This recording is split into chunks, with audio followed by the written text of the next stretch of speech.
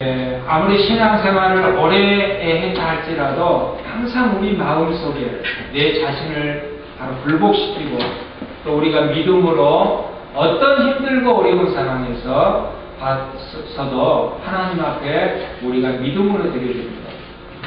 여러분, 이 참 보면은요, 살아가면서 믿음으로 드려지는 상황이 언제 우리가 확인할 수 있냐면요, 성도에게 어려움을 닥칠 때 보면은요, 알 수가 있어요. 성도에게 시험과 환난이 닥쳤을 때 그 성도가 어떻게 행동하느냐에 따라서 저 사람의 믿음을 갖다가 우리가 확인할 수 있습니다. 확인할 수가 있어요. 사람이 사람에게 확인한 것이 아니라 하나님께서 가장 먼저 확인하시는 거죠. 여러분, 그래서 우리가 비록 어떤 시험과 환난이 닥칠지라도 우리의 믿음이 절대로 굴복되거나 또 변질되거나 또 우리의 믿음이 이 사단 마귀의 이 올무에 바로 무릎을 꿇지 아니해야 된다는 것입니다. 늘 얘기했지만요, 사단은요 항상 중요한 때에 한 번 어떻게 네가 거기에서 믿음에서 나와봐라고 자꾸 우리를 유혹합니다. 자꾸 거기에서 우리를 유혹해요. 하와에게도 한 번만 그거 따먹어봐, 선악과. 그러면서 많은 것을 요구하지 않습니다. 한 번만 거기에서 그 믿음에서 한번 다른 시각으로 한번 받아봐. 남들도 다 하는데. 그러면서 우리에게 그 믿음을 바로 이 하나님이 원치 않는 곳에 많은 걸 요구하지 않고 한 번만 그렇게 유혹할 때가 많이 있습니다. 그럴 때 우리의 믿음의 사람들이 어떻게 되느냐? 결단을 하는 게 중요합니다. 어떤 것이 하나님을 기쁘시게 하는 것이냐? 어떤 결정이, 내가 하는 결정이 하나님께서 바로 기뻐 받으시는가? 거기에 따라서 우리의 믿음을 바로 지킬 수도 있고 또 못 지킬 수도 바로 있는 것입니다. 요한복음 3장 16절에 보면 하나님이 세상을 이처럼 사랑했다. 세상을 굉장히 하나님께서 사랑해 주셨다라고 말씀하십니다. 세상을 사랑했기 때문에 하나님께서 독생자를 주셨다라고 말씀하셨습니다.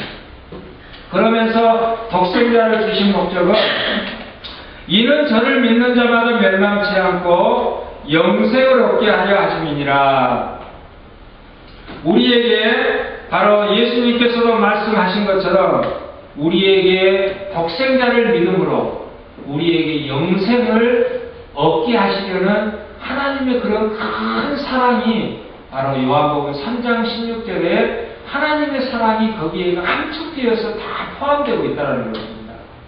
하나님께서 세상을 사랑하셨기 때문에 바로 세상의 어떤 그 세상의 죄악된 세상을 사랑하는 것이 아니라 하나님의 자녀들을 사랑하신 거예요.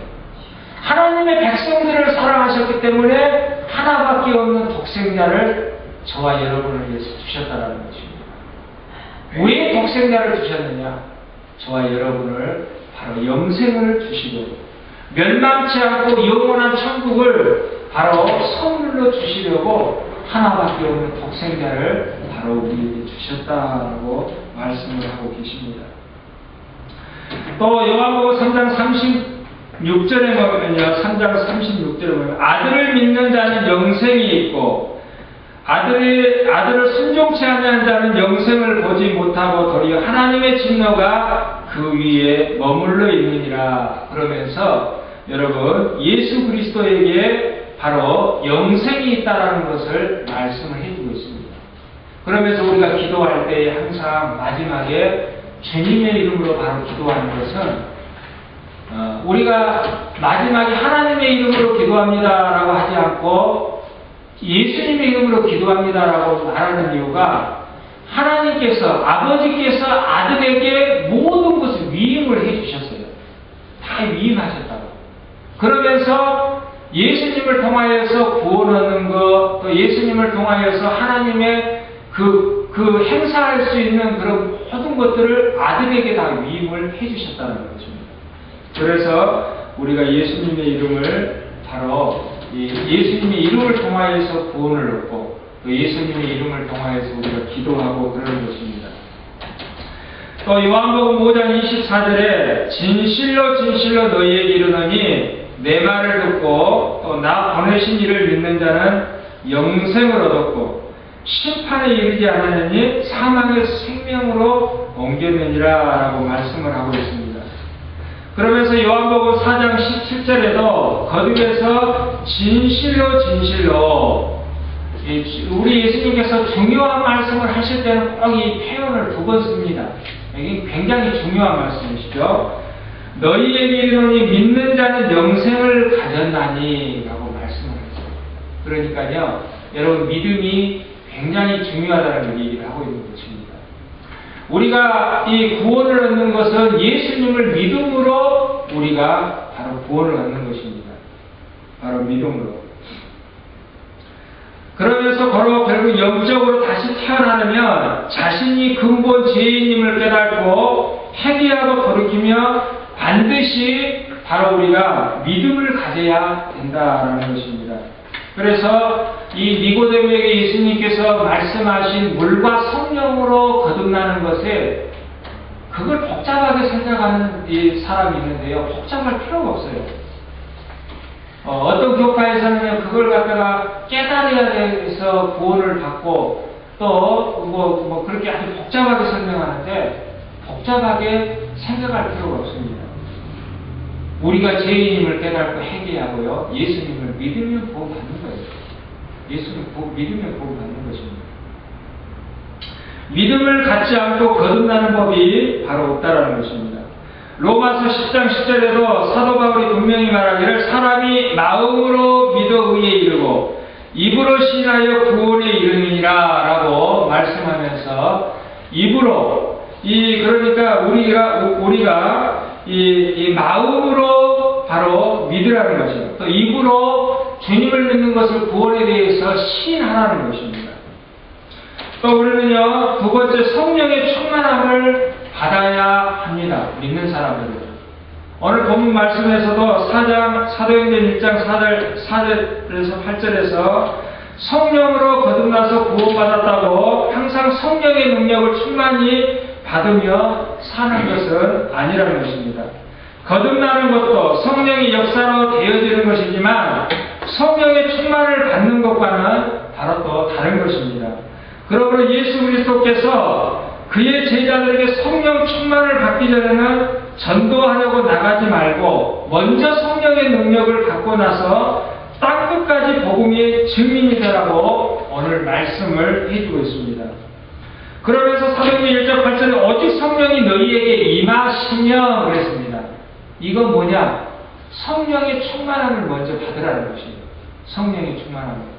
그래서 우리가 하나님의 일을 할 때요, 내 혈과 육으로 하는 것이 아니라 먼저 우리가 성령의 충만함을 바로 받고 하나님의 그런 일을 할 수가 있는 것입니다.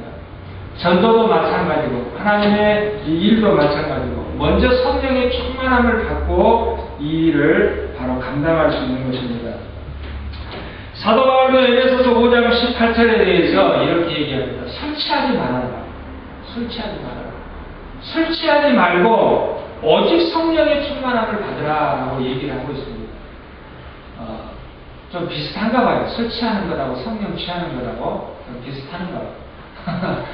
구약의 한나가 보면 교회에서 막 자기 아기를 갖지 못하고 억울한 것 때문에 막 기도하니까 엘리 제사장이 야야 어디서 그렇게 술 먹고 와서 여기서 행패냐 그러면서 그 성령의 충만함을 지금 받고 있는 그 한나에게 좀 비슷한가 봐요. 그러나 분명한 것은 우리가 이 술 취하는 것은 육신의 일이 그죠? 이 육신이 막 괴로울 때 사람들이 막 술 먹고 흥청망청하면서 뭐하지만 그러나 우리 믿음의 사람들은 이 성령에 취해서 그렇게 바로 살아나는 것입니다. 오직 성령의 충만을 받아야 된다. 그렇게 우리 말씀을 합니다. 중생, 즉 거듭남은요 믿는 순간에 이루어지지만 성령의 충만함은 계속해서 사모하며 기도해야 받을 수 있는 것입니다. 그래서 여러분 우리는 자꾸 기도할 때, 또 자꾸 하나님 앞에 우리가 매달릴 때, 또 하나님의 말씀을 우리가 늘 상고할 때에 우리가 늘 성령 충만을 받는 것입니다. 여러분, 기도하지 않고요, 또 하나님의 말씀도 보지 않고요, 또 우리가 하나님께 늘 우리가 가까이 하지 않을 때, 여러분, 그 사람 성령 충만할 수 없는 것입니다. 그래서 성령 충만하면 늘 하나님 앞에 더 사모하는 마음이 생길 때 그 성령의 충만함을 받을 수 있는 것입니다. 먼저 우리는요, 성령의 충만함을 받기 위해서 먼저 갈급히 사모해야 된다는 거예요. 갈급히.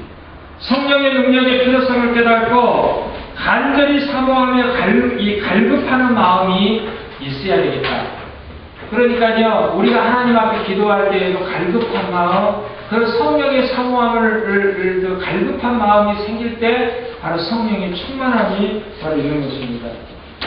이사야 44장 3절에 보니까 대저내가 가난 자에게 물을 주며 마른 땅에 시내가 흐르게 하며 나의 신을 내 자손에게 나의 복을 내 후손에게 내리리니 이렇게 말씀을 해주고 있습니다. 여러분, 대저내가 가난 자에게 물을 이 목마른 자에게, 외치는 자에게, 여러분, 배고프다고 그렇게 했을 때 저 사람이 배고픈지 아는 것입니다. 그죠? 그럴 때 하나님께서 바로 충만한 은혜를 더 주신다는 것입니다. 또 시편 107편 9절에 보니까 저가 사모하는 영혼을 만족해 하시며 굶주린 영혼에게 좋은 것으로 채워주십니다. 라고 말씀을 하고 있어요. 사모하는 자에게 하나님께서 더 은혜를 주십니다. 그리고 영혼을 만족해 하시며 굶주린 영혼에게 더 좋은 것을 바로 주시는 거예요. 여러분, 홈리스도에 보면요, 나가서요, 여러분, 홈리스들도요, 티켓 들고 길거리에 서 있어야 그나마 지나가는 사람이 돈 주지요. 그 다리 밑에서 계속 있어봐요. 굶어 죽어요. 그 사람들도 밖에 나와서 다 그럴 때 그냥, 이 사람들이 보고, 돈도 주고, 그렇게 하는 것입니다. 세상에 그 무엇보다도 성령 받고자 하는 마음이 더 뜨겁고 더 간절하면 바로 받게 되는 것입니다. 전심으로 찾고 찾으면 하나님을 만난다라고 하나님께서 우리에게 말씀을 하고 계십니다. 또한 우리 성령의 충만함을 간절히 받을 때 우리는요, 간절한 기도가 있어야 된다. 간절한 기도가. 예수님께서 승천하실 때 제자들로 하여금 단번에 성령을 받게 하시지 않고 그들에게 예루살렘을 떠나지 않고 그들이 간절히 기도하던 중에 급하고 바람 같은 소리가 임했다라고 말씀을 해주고 있어요. 또 각 사람 머리 위에 불의 혀같이 갈라지는 역사가 임했다라고 말씀을 해주고 있습니다. 그들이 다 성령의 충만함을 받았어요. 예루살렘을 떠나지 않고 그들이 간절히 기도할 때 하루 동안 간절히 기도해서 받았을까요? 아니, 열흘 정도. 그러니까 여러분 하루 동안에 간절히 그냥 기도해서 받았으면 참 좋겠지만은, 그러나 그들의 간절한 것들이 여러분 꽤 걸렸어요. 열흘 정도 아주 그냥 간절히 기도했을 때 바로 이 불의 혀 같은 성령의 능력을 받았다라고 성경은 말씀을 드리고 있습니다. 구원은 믿으면 받는다고 누누이 말씀을 했습니다. 그러나 성령은 구하는 자에게 주시지 않겠느냐라고 바로 누가복음 11장 13절에 말씀을 합니다. 구하는 자에게 주시지 않겠느냐. 그래서 우리에게 간절히 사모하는 마음으로 기도하기를 하나님께서 원하고 계신다는 것입니다. 또 사도행전 1장 14절에 보면 그들이요, 열흘 동안 낙심치 않고 간절히 기도하는 마음을 기도했는데 마음을 같이하여 전혀 기도에 힘썼다라고 얘기해요. 마음을 같이하면서 전혀 기도에 힘썼다. 그래서 사람이 성령을 받았고, 이 사도행전 4장 31절에도 보면 빌기를 당하며 모인 곳이 진동하더니 무리가 더 성령에 충만하여 담대히 하나님의 말씀을 바로 전하니라 라고 얘기를 하고 있습니다. 여러분 간절히 기도할 때